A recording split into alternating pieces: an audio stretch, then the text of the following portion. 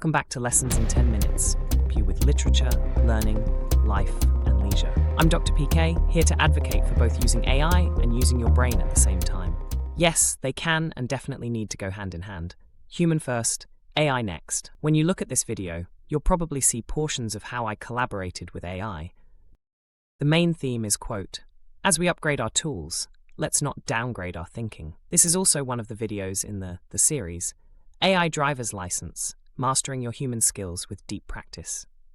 As future AI drivers, we're talking about something crucial for navigating the AI-powered world, keeping you in the driver's seat of your own mind. With AI becoming more and more integrated into our lives, it's easy to wonder, what really makes us human? What separates us from even the most advanced AI? And how do we make sure we don't lose those uniquely human skills? Here's the core idea for our journey. Use it to complement your amazing human abilities, not to replace the very work that helps you grow. Yes, that means not just having AI write up an essay that you simply submit to your teacher. Use AI to be a coach, a mirror, or a sage to give you advice so that you still retain and develop your capacity as a human. For example, let artificial intelligence be the workhorse. Would you ever just let the horse take the reins and go without you? Of course not. If you did, you'd be left behind in a pile of horse poop, holding the saddle. We will base our work on 3 books I've read: The Talent Code, The Power of Habit, and Atomic Habits. Daniel Coyle's book goes into the science of what we commonly call muscle memory. In the end, though, the muscle is really your brain, because it's through the brain and the central nervous system that you think, feel, and also take action. If you've ever wanted to become a better athlete or a musician, you've had to ignite and train yourself through a process called deep practice. It's this action through your synapses that are responsible for the phrase, quote, "cells that fire together, wire together." It describes a core principle of neuroplasticity and learning, suggesting that when neurons are activated simultaneously, their connection strengthens. This means that repeated activation of 2 or more neurons in conjunction leads to an increased efficiency in their communication, essentially forming stronger neural pathways. The same goes if you want to become a better writer or a thinker. Every time you open a door, solve a problem, or make a decision, you're using one of the most powerful systems in the known universe, your brain. Outsource too much of this to artificial intelligence, and you're giving away that power. You're giving away the chance for that fire. Because it's through that mental effort, that critical thinking, that creative struggle, that deep practice, that your brain builds something incredible called myelin, making you smarter, sharper, and more uniquely you. For example, Daniel Coyle talks about soccer players playing futsal, think soccer, but in a smaller space. Well, these athletes engage in deep practice where they're having to frequently use their brain and nervous system to make moves. They make mistakes, they make shots, they make misses, they make their opponents miss. Each time they do so, they're engaging in calculations and revisions. As they do so, they're building that myelin that makes them stronger, faster, and yes, developing, quote, muscle memory. Imagine if Steph Curry outsourced all of his shot-taking at practice to artificial intelligence.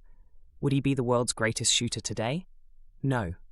But if he used artificial intelligence to feed him the ball, the ideas, or to coach him while he still took the shots, he'd still be just as good, and possibly, just possibly greater.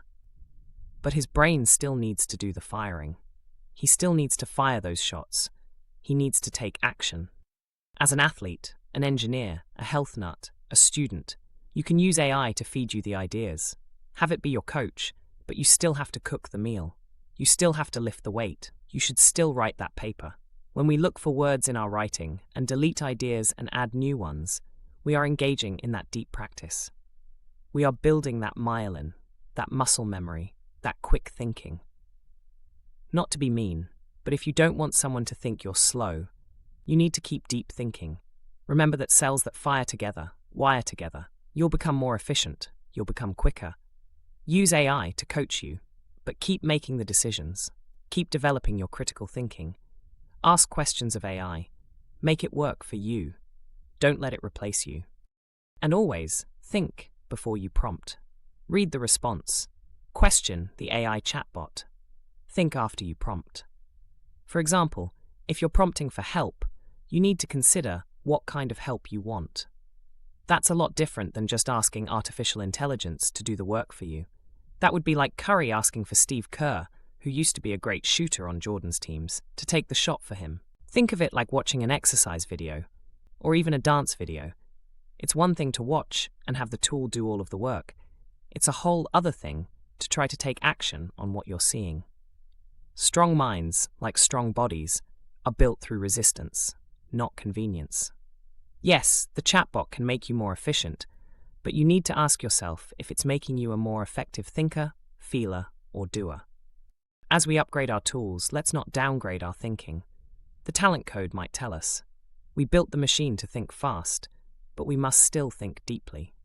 If you're a student in the AVID program, and you're trying to become a better note-taker through taking focused notes, sure, you might have artificial intelligence help you summarize ideas in your notes. You might ask it to add on to your notes. You might have it help you clarify some missing points. You might ask it to help you dig deeper. But you still need to revisit those notes. You still need to think about how you want it to help you, not to replace you. Maybe you take the notes. Use the artificial intelligence to help make up a quiz for you, or to fill in your gaps of understanding. But you still need to do the work. While the talent code shows us that greatness comes from deep practice and smart repetition, Atomic Habits and the Power of Habit focus on how small, consistent actions can lead to big changes. When we combine these ideas, we unlock powerful strategies to help you not just avoid losing your critical thinking and creativity, but to actually enhance them. Think of it like this: AI can be an incredible co-pilot, but you are the pilot. And a great pilot constantly hones their skills.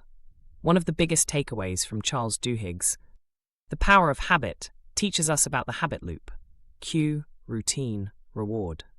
If you want to keep your human skills sharp, you need to create loops that reinforce those behaviors, giving your brain the exercise it needs. Let's say your cue is needing to solve a problem or generate a new idea. Your routine could be a timed session where you actively brainstorm, analyze, or synthesize information without immediately turning to AI. And your reward might be the satisfaction of a truly original thought, or the deeper understanding you gained from wrestling with a concept yourself. It might be using AI to check your understanding. Have it review something you've done. Coach it to talk to you in a way that you'll respond. Do you want it to be harsh, gentle, or complimentary? This consistent habit loop primes your brain for the deep practice that Coyle talks about. You're training yourself not just to work harder, but to work smarter, focusing deeply on improving your critical thinking and creative output in those focused sessions, ensuring AI remains a tool, not a crutch. This keeps you in control, because as we upgrade our tools, let's not downgrade our thinking. Atomic Habits is identity-based habits. Instead of thinking, I want to think critically, start identifying as a critical thinker, an innovator, or a creative problem solver. You'll start taking the actions that align with that identity.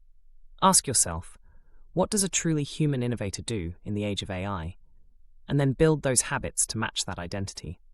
Don't just use AI, be the intelligent force guiding it. The Power of Habit.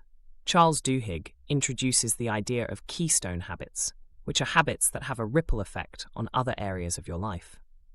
For example, committing to 15 minutes of focused, AI-free brainstorming with each activity can not only strengthen your creative muscles, but also give you a sense of cognitive accomplishment that carries through the day. If you struggle getting ideas started, maybe flip that habit around. You start with artificial intelligence, but you will always have a habit of finishing with your own input, action, reflection, or critical thinking. Myelin is the fatty substance that wraps around your neural pathways, helping your brain signals fire more efficiently.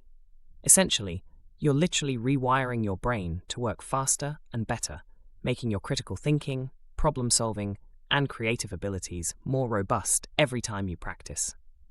This is your biological superpower.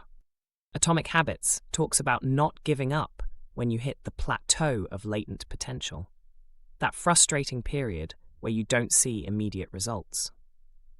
This is especially critical when developing your uniquely human skills, as the benefits of deep thinking aren't always instantly visible. Just because you don't see the results right away doesn't mean you're not building that neural network. Maybe when you hit this plateau, you decide to use artificial intelligence for that bust. If you found this video helpful, don't forget to hit that like button. Subscribe for more insights on navigating the AI world. Teachers, add a comment if you want me to send you a classroom quiz of this video. Students, in the comments, tell us what you think you'll do to try to retain your critical thinking while still using artificial intelligence. Additional resources are linked in the description below, including the full driver's license course. Earn a course certificate of completion. Yes, your license. Thanks for watching, and I'll see you in the next one. Stay curious, stay human. I'm Dr. PK, and your world has been lit.